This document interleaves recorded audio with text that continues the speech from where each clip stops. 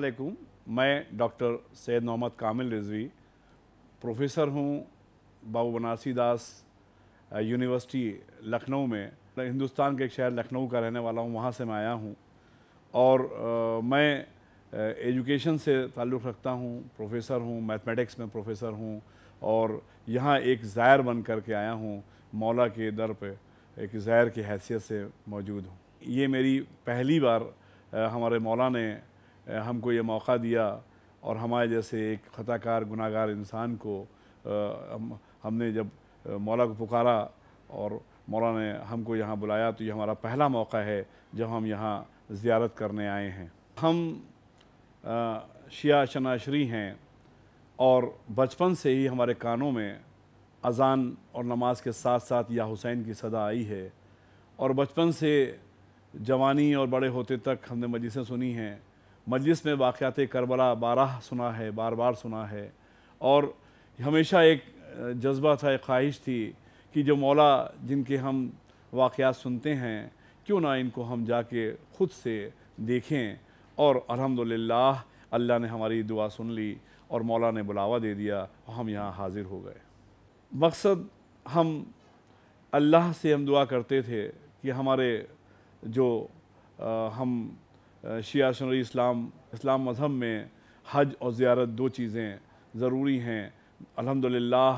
اللہ کا حکم تھا، 2016 میں ہم نے حج کیا تھا، پھر یہ خواہش تھی کہ زیارت ہو جائے تو ہماری کم سے کم زندگی کا جو مقصد ہے وہ پورا ہو جائے، اور الحمدللہ اس بار ہم زیارت کرنے آئے ہیں اور ہماری وہاں سے اگر ہم کنٹینیوشن سے دیکھیں تو ہماری حج کے ساتھ ساتھ آج 14 معصومین کیے اس کے روضوں کی زیارت بھی ہو گئی اور ہمیں لگتا ہے کہ ہماری زندگی کا ایک بہت بڑا مقصد ہمیں مل گیا۔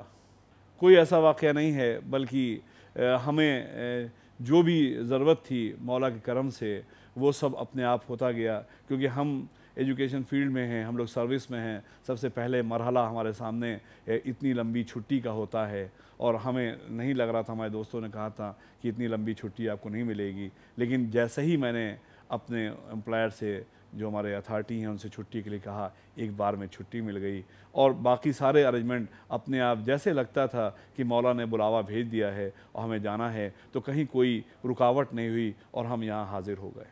ہمیشہ جب بھی کوئی زائر وہاں سے آتا تھا، چاہے وہ ہمارے رشتہ دار ہوں، دوست ہوں، احباب ہوں،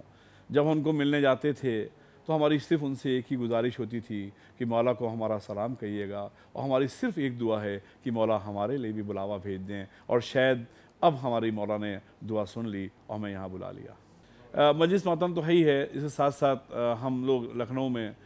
ہم لوگوں نے ایک سوسائٹی بنا رکھی ہے حسینی ویلفیئر سوسائٹی کے نام سے، جس میں ہم جو ہمارے قوم کے بچے ہیں، کمیونٹی کے بچے ہیں، ان کو ان کی آگے ڈیولپمنٹ کے لیے، ان کے اپلپمنٹ کے لیے کافی کام کر رہے ہیں۔ اس میں ایجوکیشن پہ کام کر رہے ہیں، ہم بزنس کے لیے ان کے کافی کاؤنسلنگ سیشنز کراتے ہیں، ہم ان کے کمپیوٹر سینٹر کلاسز چلاتے ہیں اور جس میں آگے کچھ بنے، اور یہ سارے کام ہم امام زمانہ کی سپرویژن میں کر رہے ہیں کہ جس سے ہماری کمیونٹی کا نام ہو اور ہمارے ملک کا نام ہو اور ہمارے شیعت کا نام ہو۔ کئی لوگ یہاں سے گئے جو یہاں سے پہلے آپ کہہ سکتے ہیں کہ ان کے اندر مستقل مزاجی نہیں تھی اپنے مذہب کو لے کے، لیکن جب یہاں سے واپس گئے ہیں تو مولا کا ان پہ کرم ہوا ہے، ان کا مستقل مزاجی ہوئی ہے، وہ مذہب کی طرف بھی انہوں نے رجوع کیا ہے اور اپنے کام اور دھندے کی طرف بھی وہ پابند ہوئے ہیں۔ تو اس سے لگتا ہے کہ اگر صحیح دل سے اور صحیح مقصد کے ساتھ آدمی زیارت کرنے آ رہا ہے تو اس میں تبدیلی ضرور آئے گی۔ ظاہر امام حسین کو، امام حسین اور شہدائے کربلا سے سبق لینا چاہیے۔ سب سے بڑی خصوصیت ہے کہ آپ کے اندر ایک صبر اور تحمل کا جذبہ ضرور پیدا ہونا چاہیے اور دوسروں کی مدد کرنے کا جذبہ ضرور ہونا چاہیے، اور اگر یہ جذبہ ہے تو یقینی آپ کی زیارت جو ہے وہ قبول ہوئی ہے۔ نہیں، ابھی تک محسوس نہیں ہوا، لیکن ہاں یہ بات ضرور ہے، ہر دعا میں ہم یہ ضرور کر رہے ہیں کہ جیسے جیسے ہمارے دن گزر رہے ہیں اور ہمارے جانے کے دن قریب آ رہے ہیں تو ایک دل میں دعا ایک ویسا ضرور ہے کہ مولا پہلی بار تو بلایا ہے لیکن یہ آخری بار نہ ہو اور ہمیشہ ہمیں بلاتے رہیے گا۔ جس روضے پہ بھی میں پہلی بار گیا، جیسے جب نجف میں گیا اور پہلی نظر پڑی تو کچھ دیر کے لیے، کچھ سیکنڈز کے لیے مجھے لگا نہیں کہ میں کہاں ہوں اور آج اس جہاں آ گیا ہوں جس کے بارے میں سوچتا کرتا تھا. یہی سیم منظر جب حرمین میں کھڑا تھا, ایک طرف مولا امام حسین کا روضہ تھا, ایک طرف مولا عباس کا روضہ تھا, یہی سیم منظر یہاں پر نظر آیا کہ مولا اس کو ہم نے خالی تصویروں میں دیکھا تھا, آج سامنے دیکھ رہے ہیں. تو کچھ سیکنڈز کے لیے, کچھ لمحوں کے لیے میں اپنے آپ کو بھول گیا تھا. مجھے لگتا تھا کہ میں جنت میں یا کہاں آ گیا. سفر عشق نیچرلی جو ہمارا کربلا کا سفر ہے, اسے ہم سفر عشق کہہ سکتے ہیں, کیونکہ یہاں ہمارے وہ لوگ ہیں, ان کی کربلا, ان کی یادیں جڑی ہوئی ہیں اس زمین سے,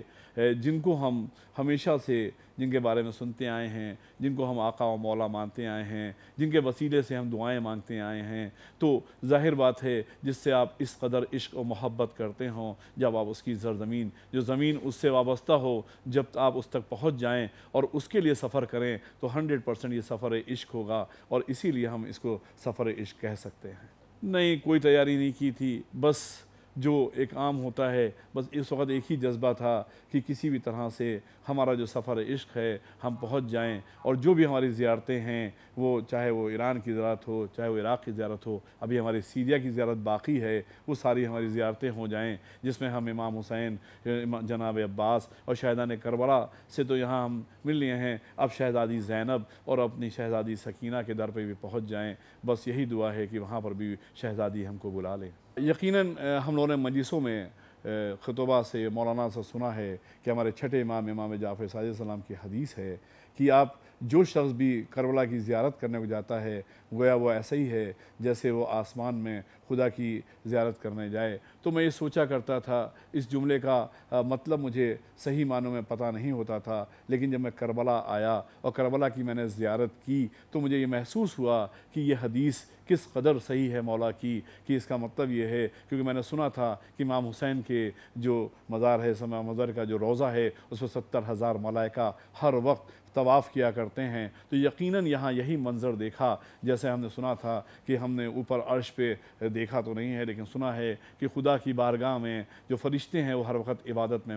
مشغول رہتے ہیں, کوئی سجدے میں ہے, کوئی رکوع میں ہے, کوئی نماز کی حالت میں ہے. وہی سیم منظر ہم نے یہاں روضوں میں دیکھا ہے کہ ہر شخص یہاں عبادت میں مشغول ہے, جو کوئی قرآن کی تلاوت کر رہا ہے, کوئی رکوع میں ہے, کوئی نمازیں پڑھ رہا ہے, کوئی مناجات پڑھ رہا ہے. تو یقیناً یہ ایک جنت کا ٹکڑا ہے, اور خدا جو لوگ بھی نہیں آئے ہیں, ان جنہوں نے بھی سلام کہا ہے, جو ہمارے دوست اقارب ہیں, انہوں نے یہاں آنے کی خواہش ظاہر کی ہے, مولا ان کو بلاوا دیں, اللہ اس کو تعمیل دیں, اور جن سے آئیں اور اس جنت کے ٹکڑے کی زیارت کریں.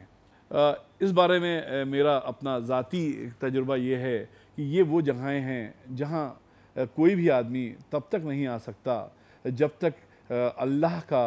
حکم نہ ہو اور مولا کا بلاوا نہ ہو. اور اس کے لیے ہر شخص کو, چاہے وہ جتنا پیسہ ہو, چاہے جتنا اس کا اسباب ہو, لیکن جب تک وہ اپنے تیار نہیں کرے گا کہ اس کو اللہ اس قابل بنا دے کہ مولا کا بلاوا پہنچ جائے, تبھی وہ آ سکتا ہے. لاکھ کوشش کر لے, اگر بلاوا نہیں ہوگا اور اگر اللہ کا حکم نہیں ہوگا تو وہ یہاں نہیں آ سکتا. لمحہ لمحہ یاد آئے گا, اور ہر وقت یہاں یاد آئے گا, اور خاص کر یہاں کی جو زیارتیں ہیں, جو روضے ہیں, جو روضوں کے اندر کا سکون ہے, جو مولا کے در سے وابستگی ہے, وہ تو بھول ہی نہیں سکتے ہیں. اور میں سمجھتا ہوں کہ جب بھی ہم مصلی پہ کھڑے ہوں گے, عبادت کریں گے, اللہ سے دعا کریں گے ان سب کے وسیلوں سے, تو ایک ایک جگہ, ایک ایک لمحہ ہر حالت میں آنکھوں میں گھوم جائے گا. اور شاید اب ہم لوگ کو دعا مانگنے میں اور آسانی ہو جائے, کیونکہ ابھی تک کے جو ہم لوگ وسیلے کی دعا مانگتے تھے اس کی کوئی ہمارے پاس امیج نہیں تھی, ایک خالی تصور تھا. لیکن اب ہمارے پاس ایک امیج ہوگی, اس امیج, اس روضے کی, اسے ہم آرام سے دعا مانگ سکتے ہیں, اور یہاں کی ہر یاد اپنے ساتھ ہم ہر وقت رکھ سکتے ہیں.